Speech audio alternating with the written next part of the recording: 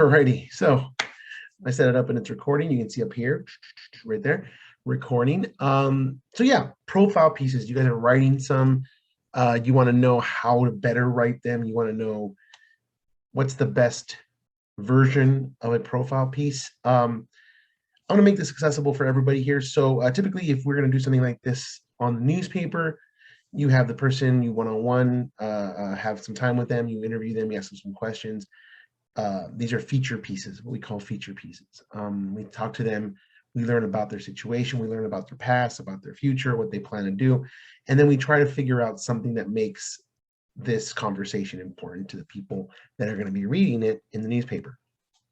Now, for J101, what we're doing is you're trying to find out something new about one of your classmates. And these pieces are going to be evaluated by the professors. So there are a couple of things, and I'm going to share my screen in a second here. A couple of things that are very important to keep in mind. They're not everything. There's just a couple of things that I wrote down that I thought are kind of important when it comes to knowing and really preparing to write a very good type of feature. Each person writes differently. Each person has different ideas. I unfortunately do not have a panel of my co-editors here today to help me out and give their 2 cents. But these are just some of the things that I believe are really that make a good feature piece, make a good profile piece for J101, and will enhance already what you have. Hopefully your interviews went well, and I hope that you took the time to and listened to the professor's advice, when it comes to asking questions, what to ask, how to ask. And now what we're going to do is take all that information that you gathered, and we're going to write something with it. So let me share my screen.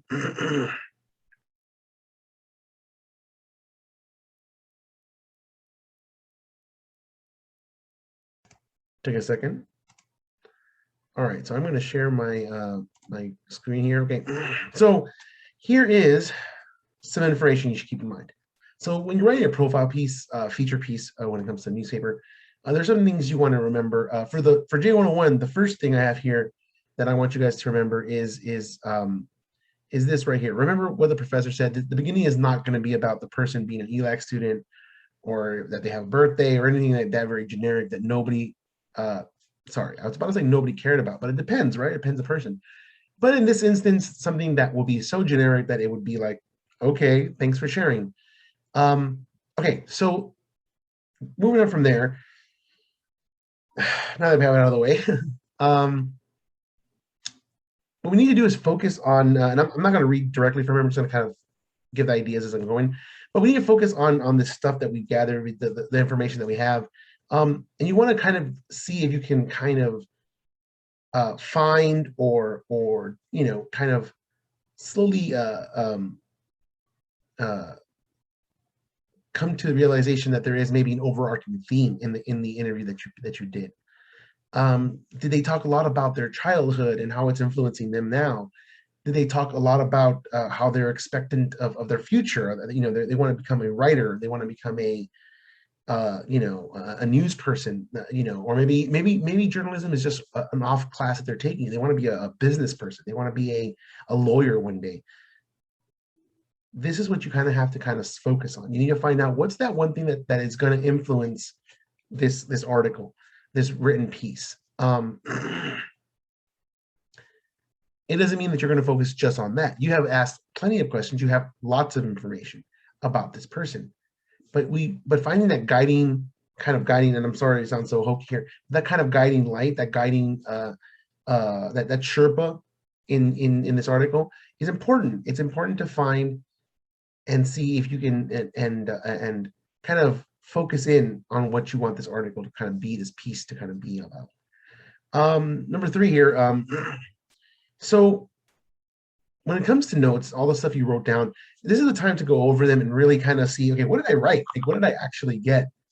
Where is the information going? I'm sorry if you see, I'm getting a couple of messages here from our managing editor.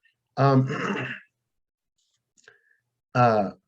does all this information kind of, what did I kind of get? What did I actually ask this person? As you start the interview, you may think, oh, well, this is great. This is great.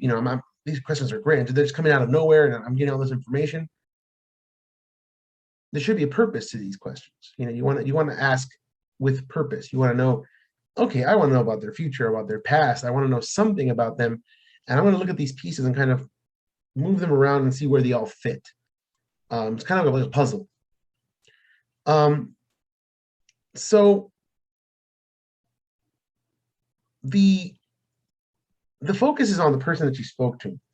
And then you got the opportunity, I hope, to speak to additional people. For people from the newspaper that are watching this, this just means your other additional sources. We never have a one source story. The professor will continually harp about that. There is no one source story. Unless you're speaking to God, then he knows it all. So maybe, but other than that, a figment of imagination. You want to see what this person this additional person, be it a longtime friend, a coworker, a boyfriend, a mom, a mentor, whoever it is that you spoke to, whoever it is you talked to, you want to look at this as being the moment where you say, okay, well, let me see how all the information I got from them is going to help the information that I have about my subject, about my fellow student here. How can I kind of use this information to enhance what I already have, or fill out some of the stuff that I didn't really understand? If it doesn't really enhance, it doesn't mean you just throw it away. No, you keep it, because remember, every single thing that we read and that we understand and that we learn influences us throughout our lives and throughout what we want to do and not do. I'm so sorry if you're hearing my dog bark. He's being a piece of crap, and I'm very sorry about that. This is literally what he does. I'm recording something, and he'll just start barking. Hopefully, me speaking is a lot louder than his barking in this situation, though. And if it's not, I'll make sure to cry about it afterward, because I probably should have put in the closed captioning. You know what? I don't even, and you'll just keep barking. Every time I start talking, you'll keep barking. Okay, so let's go back. Going to number 5 here. I'm so sorry. So I'm very, very sorry. Number 5 here. Once you settle on the info, okay. So once you look through all this information that you have, this is very much like number 2, where we're kind of looking for an overarching theme. But number 2 is more focused on what you learned while you talked to them. What's in the old memory box. When it comes to this section here, though, this is looking through your notes again and trying to find out, okay, did I inadvertently follow some kind of thread, and did I create a thread that made sense? Did it go from point A to point B to point C and so on? Because if it did, that sounds interesting. That I may want to follow that thread. This is the time when you look at it and you see if there is something like that that's a part of your research. Okay, so you've interviewed Mr. So-and-so, Miss So-and-so. You looked at your notes, you kind of have an idea what you want to write. You noticed A, B, or C are kind of important. Now it's time to put pen to paper, start writing and typing it out. I guess pen to paper is a very dated reference, but start typing out the computer stuff with the keys and putting all the information.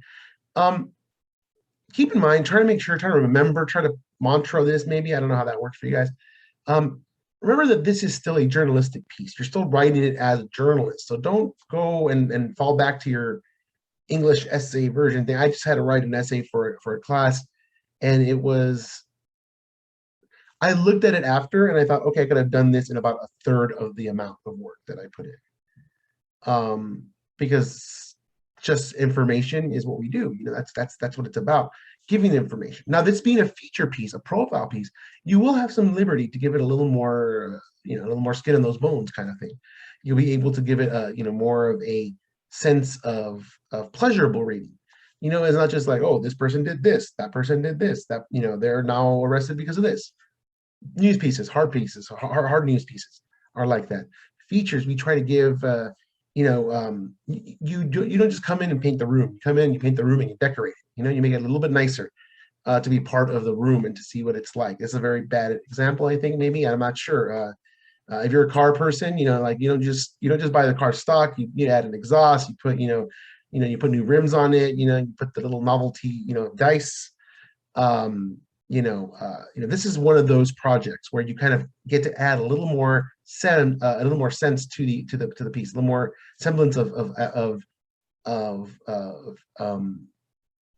flowers and stuff like that. A little, flowering the article up. I'm not sure if that translates. That's a Spanish term, I think, maybe. Anyways, but this is the time when you kind of can let your writing, your ability to write, your skill to write, show a little off a little more here. But still keeping in mind, despite the fact that you're going to show off a little bit, make it interesting, turn of phrases, that kind of thing.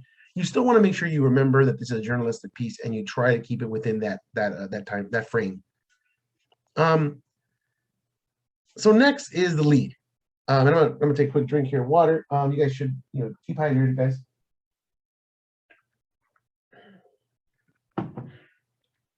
Okay.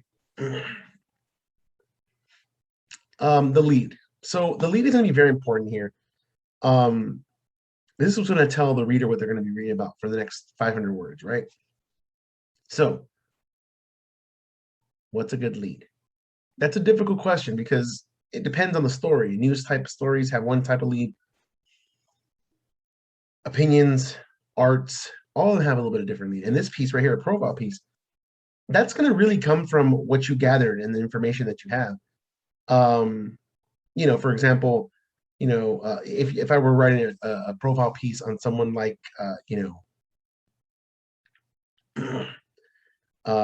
let's take for example, I was just watching a special on Netflix. Let's take the director of Iron Man, of Elf, of Maid, Jon Favreau, and you think, okay, what would be great opening line? What would be great lead to grab people and tell them, hey man, this is what his life has been about. This is a profile piece, maybe something along the lines of, Jon Favreau, directs movies that mix fantasy and action and realism and keep people on the edge of their seat, but have soul and heart because he is a family man and that's what he wants to make. He wants to make movies that his children will end up one day watching and enjoying.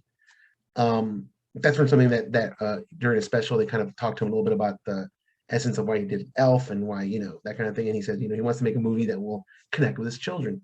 So, that's a big deal for him, having that family.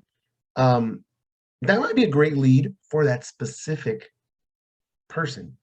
And I wrote a couple of questions here that maybe could help you, when you're looking through the information on yours. These are just examples. Look back and think about what you spoke to this person about, what you spoke to your fellow student about.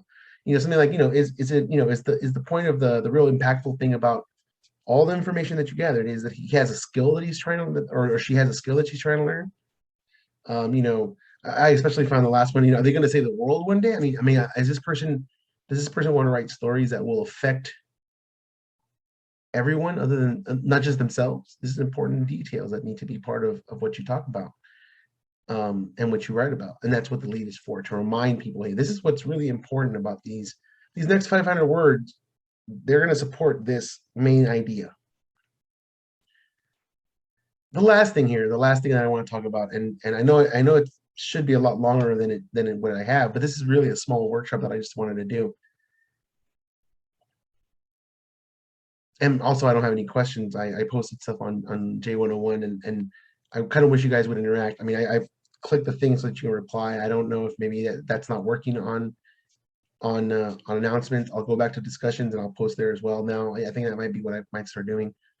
For people on staff, if you guys ever have any questions, you can always message me. But stuff like this might be helpful as well. So the last thing, here that I've noted is just to keep it interesting and fun. You're writing, again, like I mentioned, you're writing this profile piece and it's a feature piece, what we would call a feature piece. It's not hard news. You're not trying to do blood and guts. You're not trying to sway someone in an opinion piece. What you're trying to do here is you're trying to inform somebody about something special that's happening that maybe is not super important to be on the front page or be in the news page, but something that they can consistently go back to and read and say, oh my God, I didn't know about this guy. And the fact that he's a part-time doctor, astronaut, and, space marine.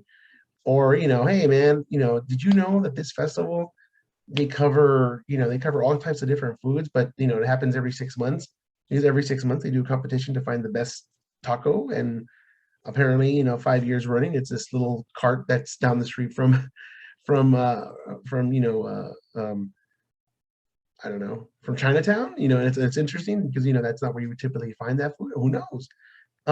Again, these are the kind of things that a feature piece are about. They're not going to be a memorable story about how we were invaded by Russia, or that kind of deal. This is more along the lines of telling people, hey man, like there's a lot of stuff going on out there, but here's a little bit of something that maybe is not necessarily needed to be known right now, but you can read about it today, you can read about it tomorrow, and it'll have the same impact and have the same information. And it's something that's kind of evergreen, but that tells a story and that gets people interested in that thing or in that person or in the thing that they're doing. So keep it fun. The reason I'm showing these is because I think I wrote them down, kind of train of thought, and I'm hoping that people can just look at them and have an idea of what they look like. And also because I kind of structured a little bit of what I wanted to do here. I didn't want to go off the handle and just start talking. So yeah, just have fun with it. Make sure you remember that you need to keep having fun with these pieces. It doesn't matter what you're writing or how you're writing it. Make sure to remember that that is important, to have a little bit of fun with this. You're doing this as a class, and maybe you eventually want to be a journalist, but if you're not having fun while you're doing it, then you're gonna, at some point, you're just gonna get burned out. And I think it's good if you have fun writing a piece like this. This is one of the few pieces that lets your artistic flag fly, even if it's only a little bit. It does give you some. Awesome. I don't know how long this. I want to stop sharing here. I don't know how long this video is going to be. 10 minutes, 15 minutes, 20 minutes. I don't know.